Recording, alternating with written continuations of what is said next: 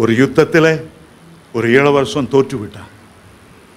பிரதாமாய் ஜெயித்த ராஜாவிடத்திலிருந்து உயிர் பிச்சை கேட்டபோது ராஜா சொன்னான், சரியப்பா, உனக்கு நான் விடுதலை தரேன், உன்னுடைய தேசத்தை நீ மறுபடியும் போய் ஆளலாம். ஆனால் ஒரு நிபந்தனை, உன்னுடைய கையில் ஒரு டம்ளரில் நிறைந்த தண்ணியை தருவேன். 2 கிலோமீட்டர் அந்த தண்ணியை நீ வேகமாக நடந்து அந்த கரையில் என் கையில் நீ கொடுத்துட்டியா உனக்கு விடுதலை. ஆனால் அந்த 2 கிலோமீட்டர் தூரத்திலும் உனக்கு பின்னால் 2 கொலையாளிகள் வருவாங்க. டம்ளர்ந்து ஒரு சொட்டு தண்ணி கீழே சிந்திச்சது உன் கழுத்து அப்படியே சீவப்பட்டு போயிடும் பட்டயத்தால்.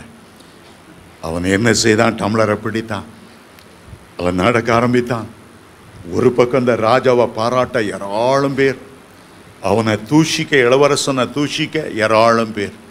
2 பேர் சத்தம், ஒருத்தன் விடாத விடாத நடந்து போ, அடுத்தவன் பேலியாளின் மனுஷனே, ரத்த புருஷனே, ஆச்சா பூச்சா, அவனை திட்டுறதுக்கு அருவருப்பா பேச ஒரு பெரிய கூட்டம்.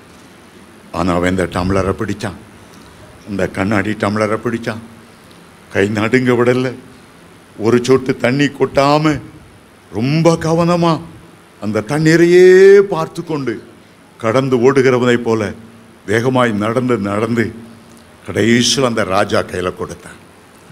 ராஜா சந்தோஷமாய் அதை வாங்கினான்.